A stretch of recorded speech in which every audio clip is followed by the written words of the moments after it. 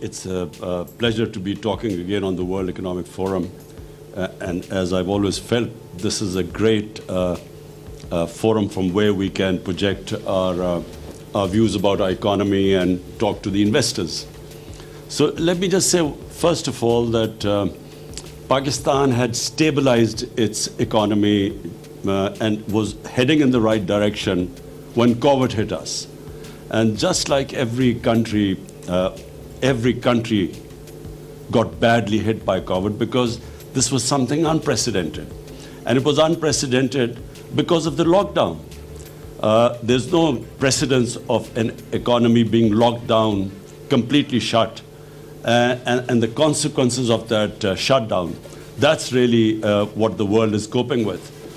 So for us, it was not just a question of curtailing the virus, but it was also stopping our people dying from hunger.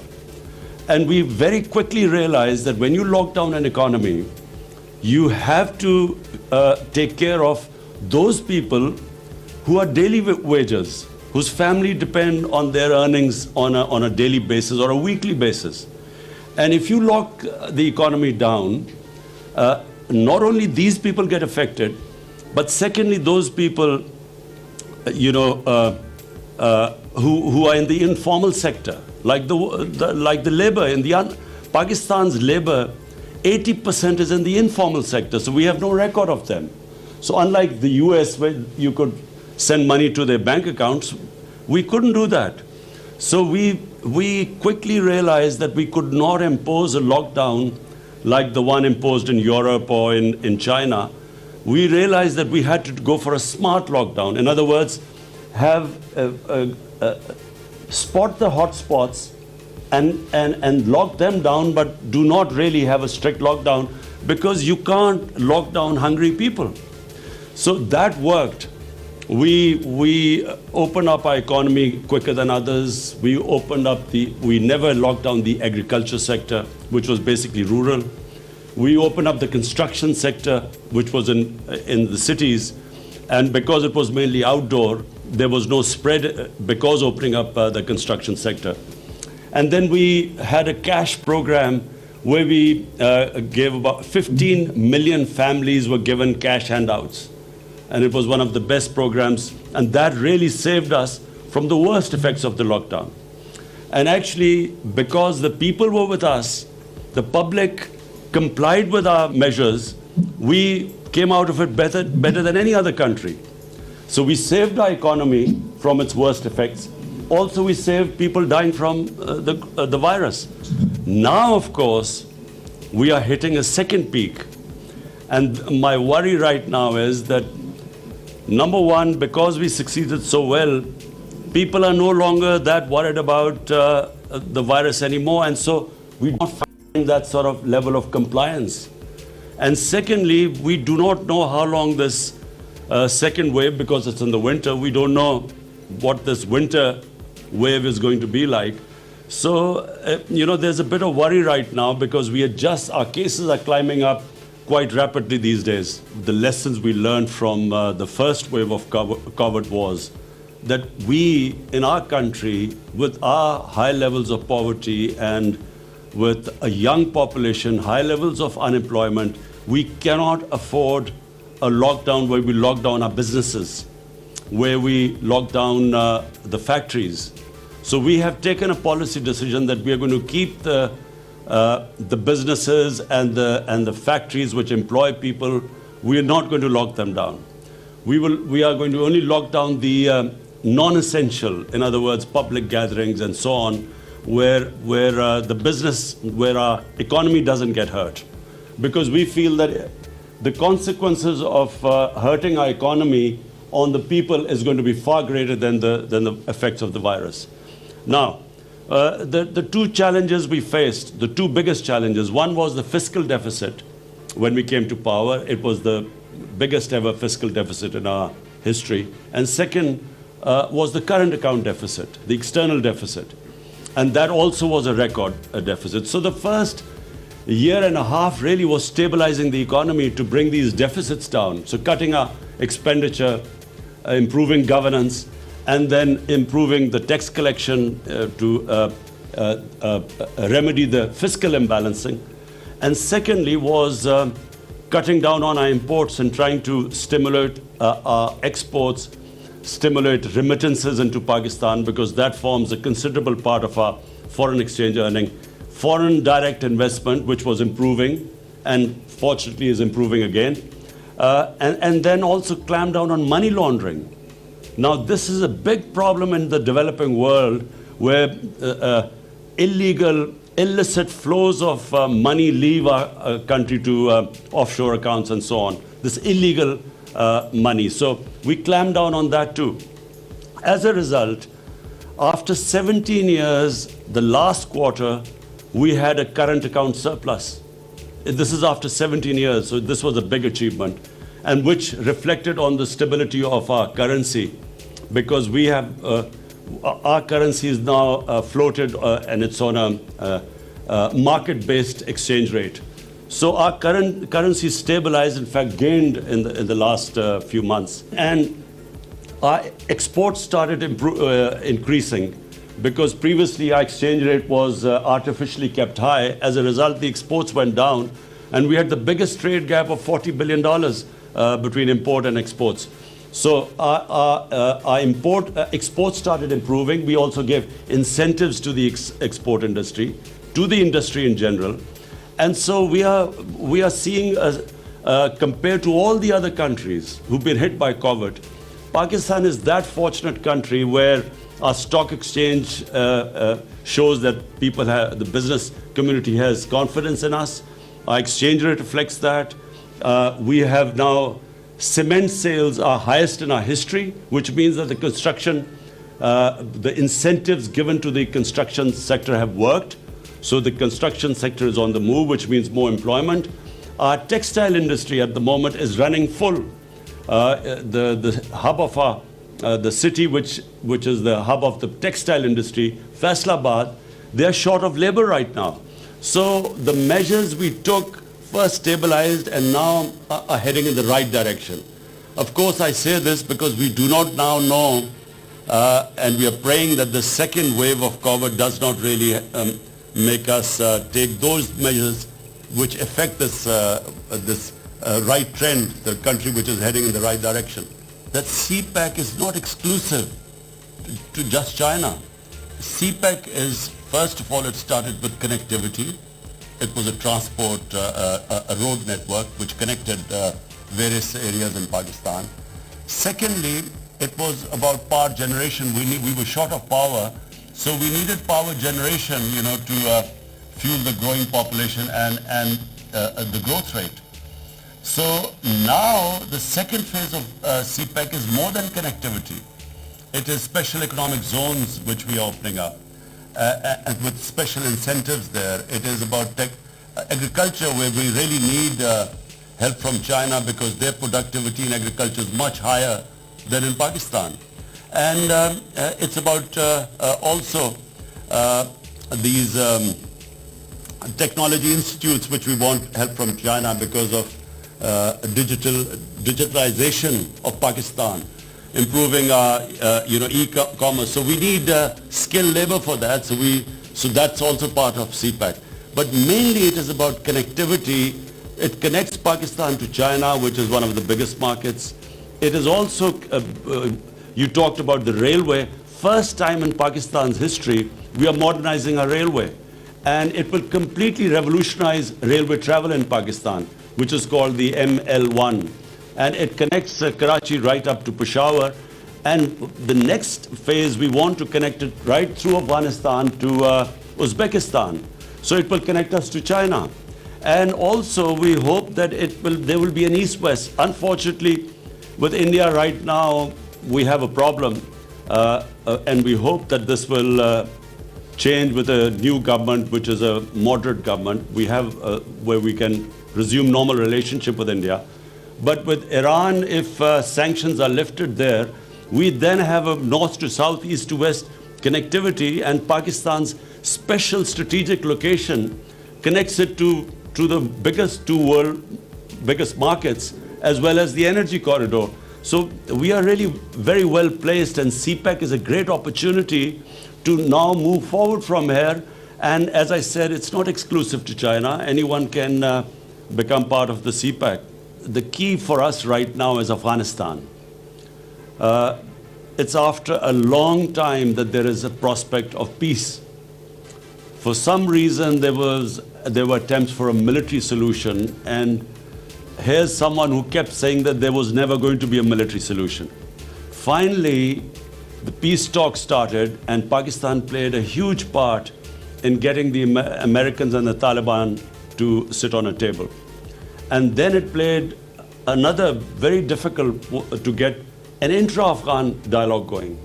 Now, unfortunately, the level of violence is growing in Afghanistan, and this is of concern to us because we believe that peace in Afghanistan has huge dividends, first of all to the people of Afghanistan, but then to people of Pakistan. It connects us right up to Central Asia, and as you quite rightly said, Central Asia has this huge untapped potential, which will be of great benefit to us and to Central Asia if they can connect right down. They're landlocked, and they can, through Gwadar, they can be connected to the world.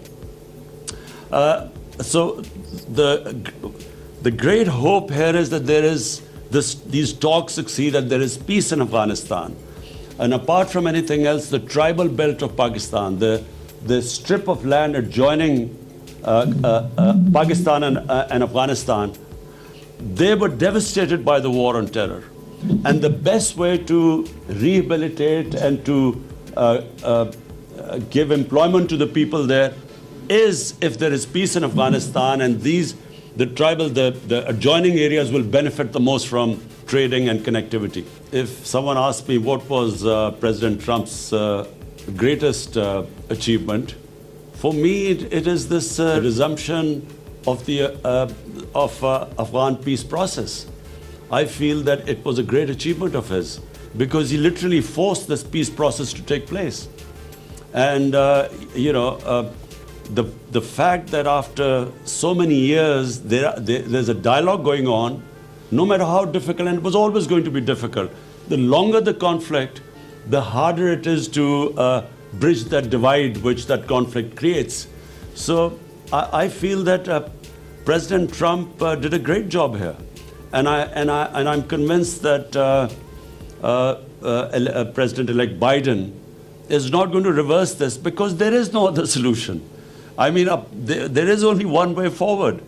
You can't have a conflict going on for 19 years and no result and expect that you keep doing the same thing over and over again and you expect a result in the next 19 years. So therefore, I think everyone will be trying to push this peace process.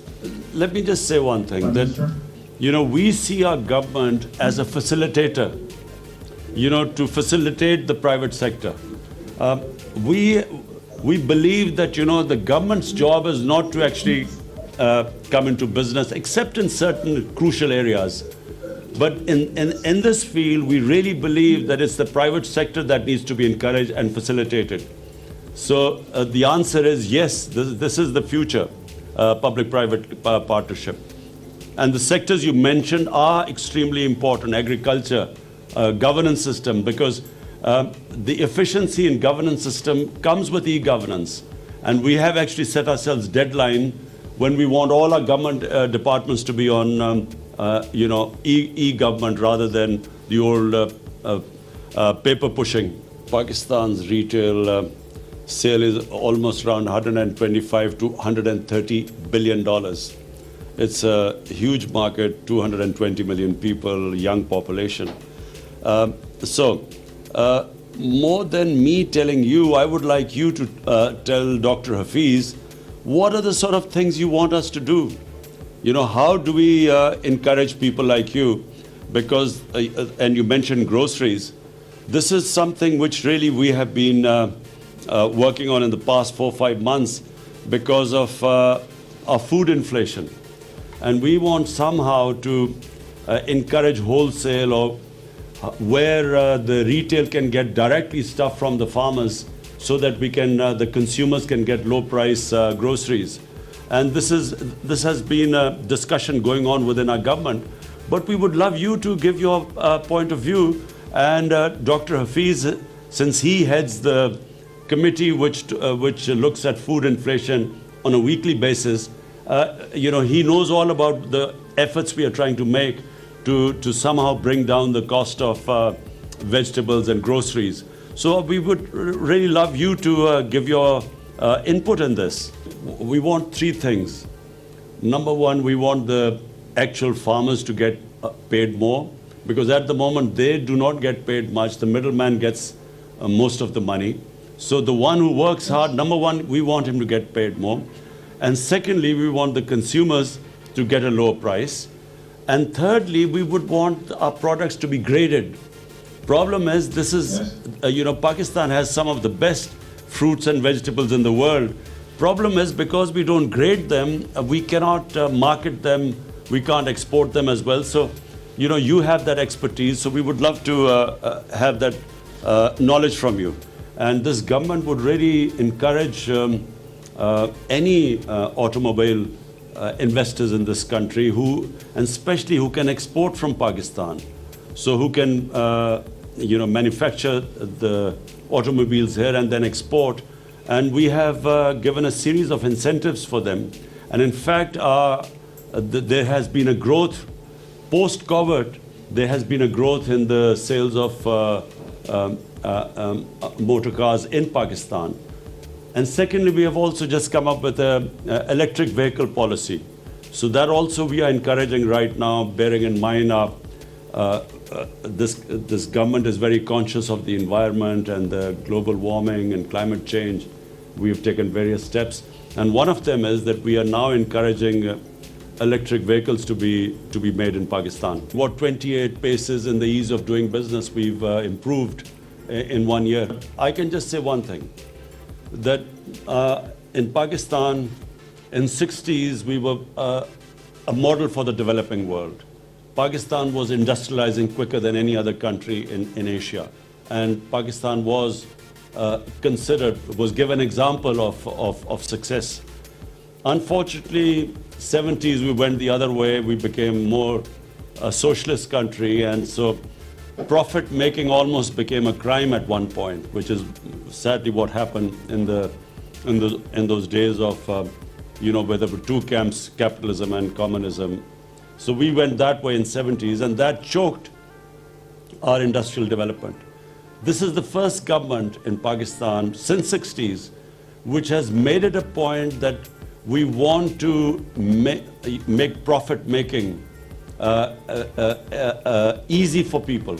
So we want to do everything to make it easy for investors to make profit in Pakistan. And so as a result, we are trying to remove all the impediments that were in the way of profit making. So that means dealing with regulations, with red tape, all the problems we were stuck with. And so we are moving in that direction, and it is reflected now, and especially in our construction sector, because that's one sector where 30 industries are attached to it. So once that gets going, the other 30 industries all start moving up. And that is where it has taken us almost a year to remove all the impediments that were in the way of the construction sector. And that's what we are trying to do in the small and medium industry. And Dr. Hafiz will tell you in the capital markets all the reforms that they're trying to make.